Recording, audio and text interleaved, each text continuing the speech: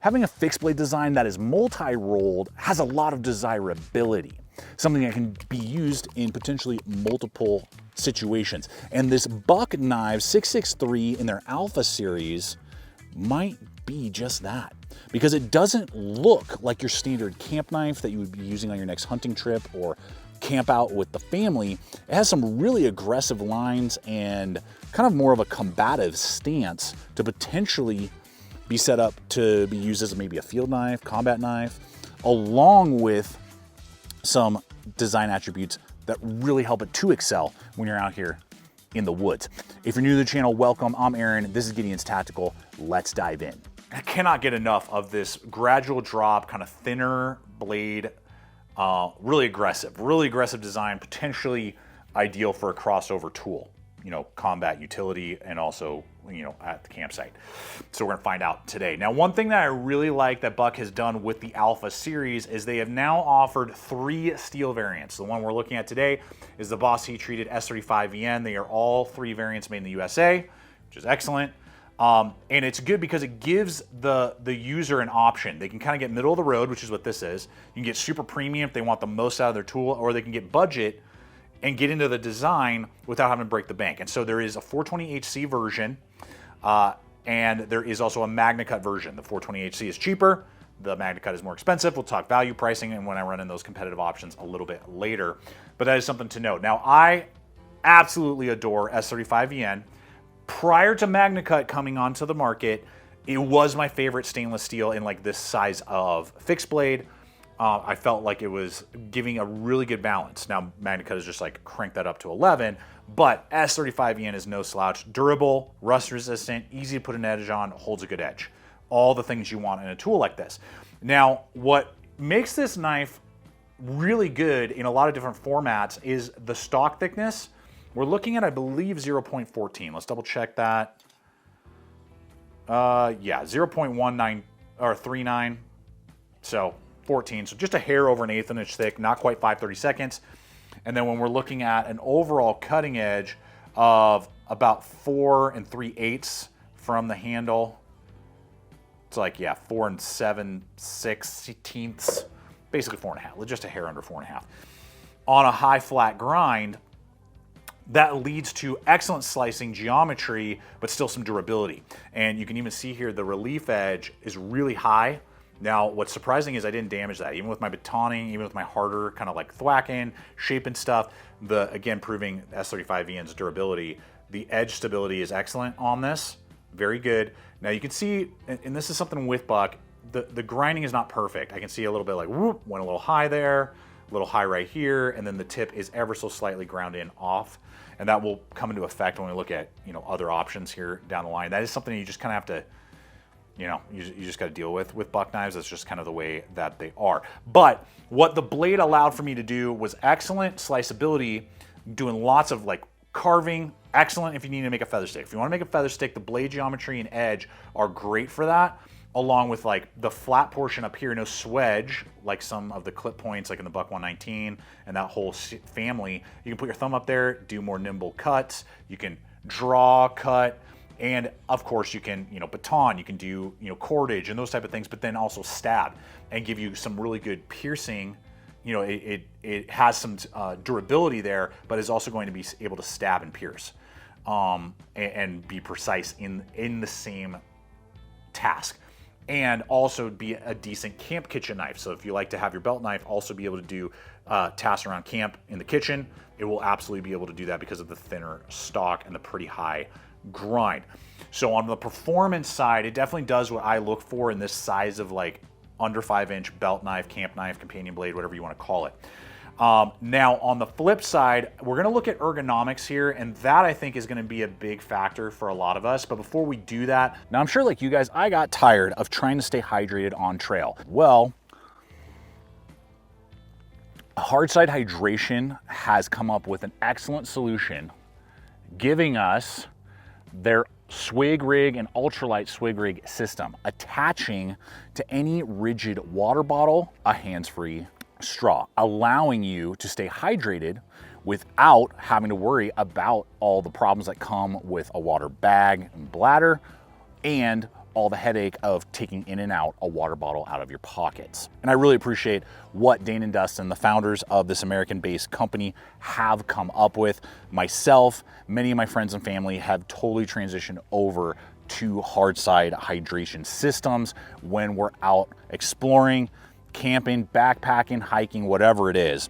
And I invite you guys to check them out as well. I have a link popping up as well as in the description box below this video, along with my exclusive 10% off promo code that you can apply towards your purchase. So I invite you guys, check them out and stay hydrated on all of your adventures. Man, that rich light is wild. And that's what this particular model has. It literally looks like kind of crocodile scales, and it even has some like very slight texturing on it. So it even feels like crocodile a little bit. Really cool. There are several different handle scale variants to choose from depending on pricing, model. I think like the micarta has G10. This you can get rich light or stabilized wood. And then the 420 versions I think have just a polymer scale. So lots of variants there. If you already are familiar with the 664 and you're thinking about upgrading, they are the identical handles. So if you're familiar with that, the handles are identical. If you don't own either and you're trying to like, okay, what does that mean? Here's what I have kind of discovered. It's a really interesting handle and it will make or break the design for you. The tang is ever so slightly crowned. You have this cut in with a finger split. So what that means is you have amazing power and indexing up here near the neck, grabbing the blade. You do have jimping that I don't really come in contact with ever right there. And then some other shallower jimping right there. It doesn't create hot spots or any issues. But because of how deep that is and that pitch point, I mean, I'm locked in. It feels like a combat knife, to be honest with you.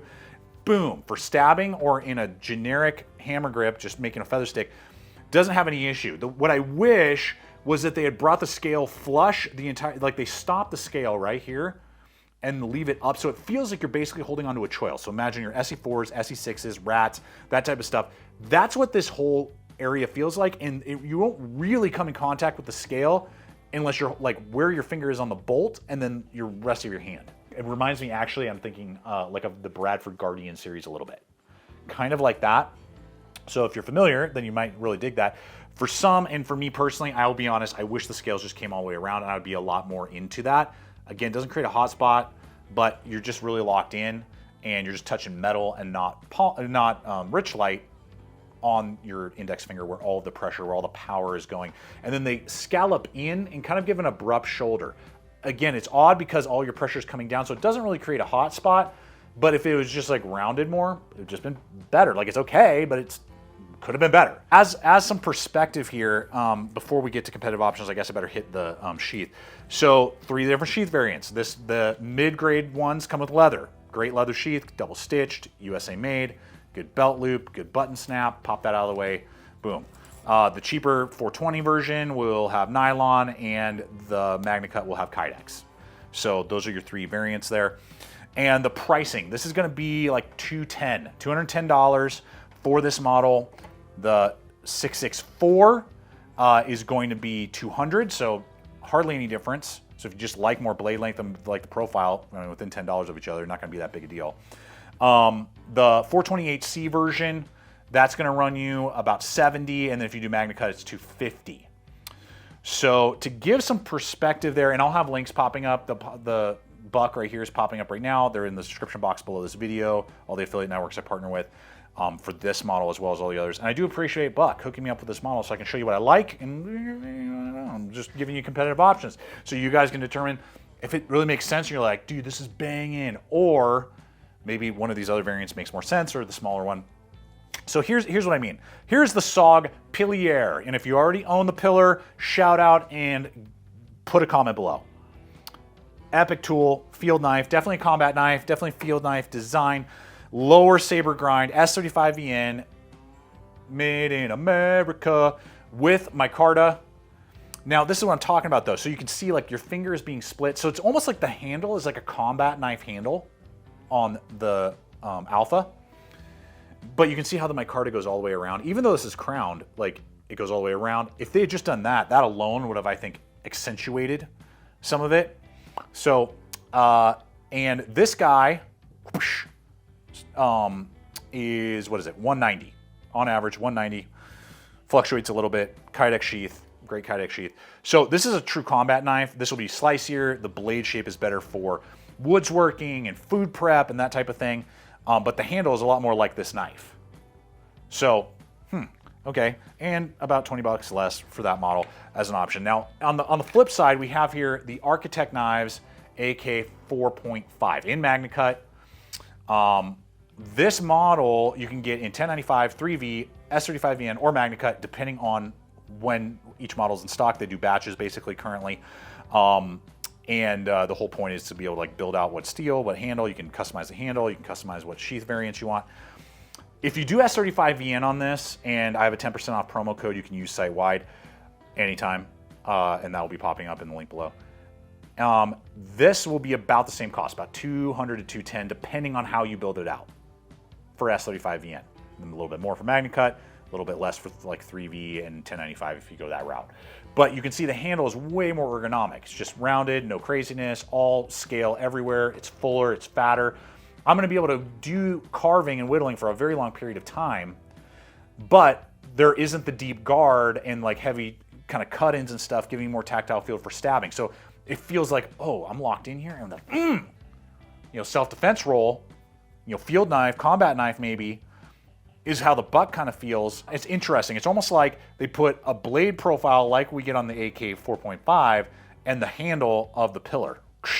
And then you get this hybrid in the middle with the buck. So, for some people that might be right up your alley because you're looking for the best of both worlds. That is kind of what the buck brings to the table. But if you want something that's like, I want specific bushcraft or I want specific combat, well, then that's where it's kind of like this weirdness in the middle. And you'll have to determine if it really does make sense for you or not. I do appreciate you guys hanging with me today. I hope it's been fun and entertaining, but also unpacked the 663 for you to help you determine which one makes the most sense of the whole buck series that's out there in the Alpha line. And I really do like that they're giving so many different options and steels and, you know, price points. That is a really cool thing to see. To be honest, between the two, I like the smaller one a little bit better for the matching handle style. That's me, that's my mileage. Your mileage may vary. Leave comments below, particularly if you own one of these variants. How has it been performing for you? And check out the other videos. Subscribe if you haven't. Until next time, always remember to stay equipped, stay prepared. I'll see you out there.